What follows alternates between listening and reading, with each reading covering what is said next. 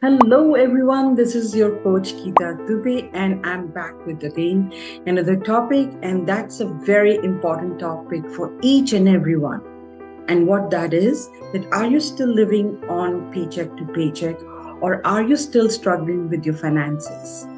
And if the answer is yes, so we'll be talking a lot in details about that. And of course, what you can do, the 5 steps to achieve your financial goals and get, kind of freedom from them. So before I get started, so please don't forget to subscribe to my channel, press bell icon, and of course press like button so that I know that I'm making videos for you all and you are getting a lot of benefits from it. So with that, let's get started.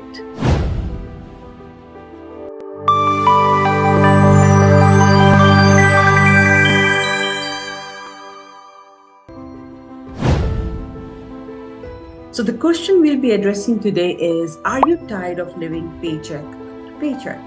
Most of us are. We are not able to make our two ends meet properly, correct? Do you dream of financial freedom? You might have seen a lot of people talk about the financial freedom, and you must be wondering what different are those people doing and what I can do to improve my financial situation. It's the time to take control of your finances and embark on the road of financial independence. But where do you start? So, a lot of my clients ask me, I'm in a big mess regarding my finances, though I'm doing businesses, but where do I really start? So these are some of the simple steps which I'll be talking about in the coming slides, which will be a roadmap for your financial freedom, and you can get started with them. So what's going to be the step number 1? So I always tell them the first thing you need to know where you are at. What is your current situation? Take a deep dive into your income, expenses, and debt, right? Understand where your money is going and identify the area or one area or the areas where you can make cuts. It's time to create a budget and stick to it. So most of us have a habit of when they want to start the journey about their finances, we tend to be not consistent about it. But this program, I'll keep saying, or in this session or video, I'll keep saying, do it for 30 days, do it for 30 days, because that helps. So that helps also to reprogram your mind about the finances you have, correct? So you have to do it in a way that so that your mind is also adapting to the new thinking you have. So first and foremost, sit down with a pen and a notepad and see what is going on with your finances. And also see and try to write down each and every detail. Don't overlook or say, oh, that's not important, I can do it later. Nothing of that sort. Please make sure that you write down each and detail about your finances. Where is it coming from? Where is it going? And where you are extra spending and where you can make some cuts. So you can make a note, okay, I can make some cuts here. Let's say if you go and drink coffee at Starbucks 5 days in a week, correct? So now you can think, okay, let me try it out 4 days. So that's a good start. You don't have to do something huge, but you definitely have to start somewhere regarding your cut so that you understand that you're going to control your spending habits. Step number 2, tackle your debt head on. So some people get nervous and scared when they look at their balance sheet or when they look at their expenses by the end of the month. They get startled. Oh my gosh, how did I spend that? What am I going to do? So don't get scared of it. Face it head on and start by paying off the high interest debt first. So whatever has a high interest, the credit cards you can take down. Okay, this credit card has a high interest. Number 2 has a high interest. So start with those. Okay. And set your realistic goals and make consistent payments. So always remember, like the days you can make electronic reminder or whichever or the traditional reminders. So you can do any of those and you can just sit down and write down your realistic goals and when you are doing your payments. That's very important, right? So first of all, the foremost, just take out the ones which have very high interest. All the credit cards, start paying them. If you cannot pay all of them, start with the one. If by any chance you still feel overwhelmed that you are not able to control your finances and don't want to go about it, so then that's the point where you consider seeking a professional help if needed. Freedom from debt will pave the way to the financial independence. You have to, the, the very first thing you need to know that you have accumulated that much of debt, and you don't have to be scared of it. Number two, and number three, that you can do the payments by starting with the high interest credit cards. Now, if all these three are still not working out for you, then definitely seek a professional help. Number three, always create an emergency fund, because that really helps to basically, if you're going through a situation where you know that you have to make a large amount of payment, you can always pay it over there.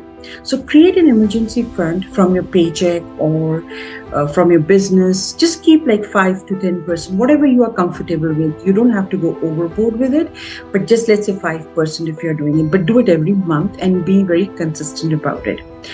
So life is unpredictable, and having a safety net can protect you from falling back into debt. And debt means sometimes people fall back into a huge debt without even realizing it, that they have accumulated so much of it. Because every month, if you're not paying, if you're not doing the payments, you know it's going to get accumulated every month.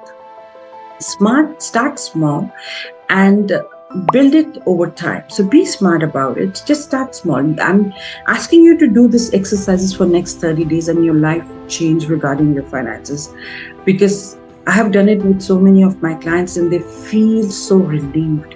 They feel that the anxieties around finances have gone away. Step number 4, invest in yourself.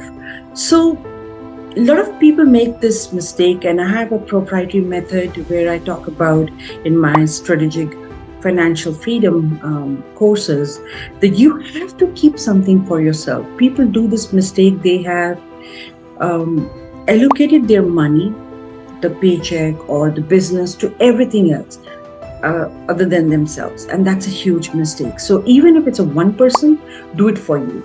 Upgrade your skills, further your education, or start a side hustle.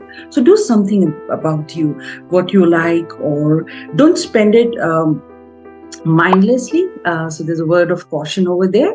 So don't do that, but definitely spend it on something where you can upgrade yourself. So it's a more of a self-funding skill or education or anything you want to learn or you want to do.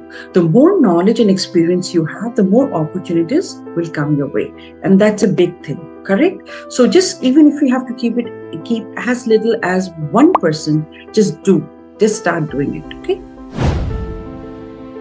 And last one, but not the least, step number 5. So that's going to be save.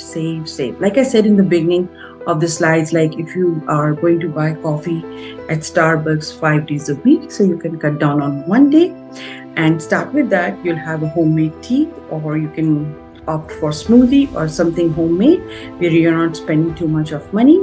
So set aside a portion of your income for the future goals. So also something, now one is for yourself, but set aside something for the future goal, like what you would be wanting to do in the future, if you can do that. This is not necessary, but you can save in other areas where you find it easily to save money.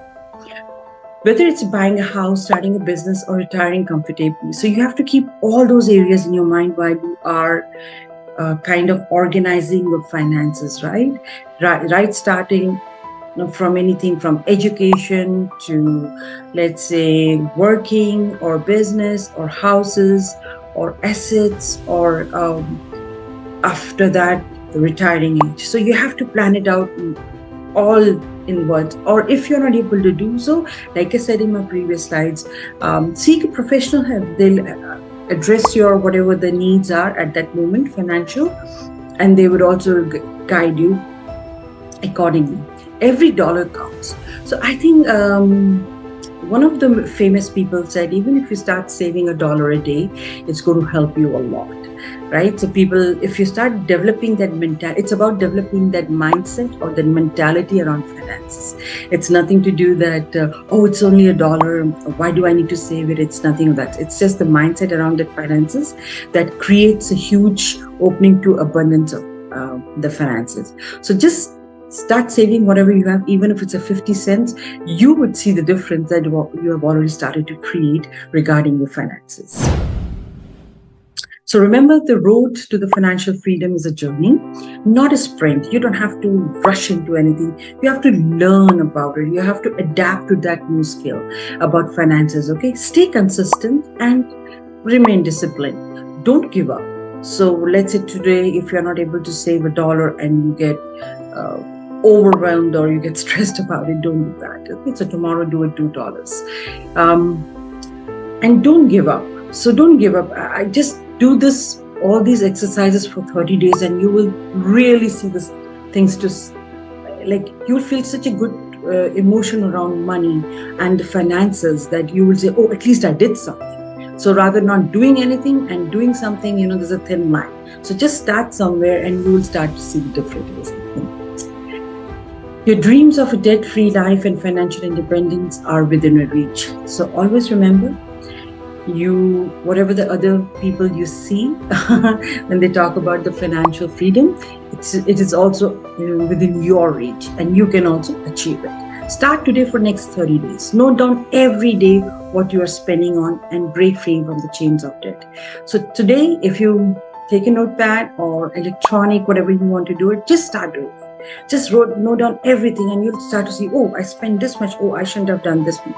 Immediately your mind will start to shift, oh, I shouldn't have spent money over there, oh, I could get this next month. So other thing which starts to develop within your mind is, I can buy this next month, I don't need it right now. So you will start to also identify your needs and wants. Do I need this right now, or do I want it? So once you start also differentiating between those two, that's going to help you to get your budget under control.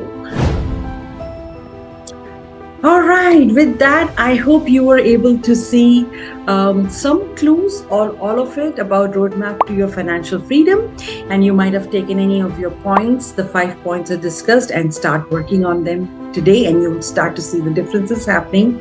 And with that, we'll end this session. And before we do that, please don't forget to subscribe to my channel, press the bell icon, of course the like button.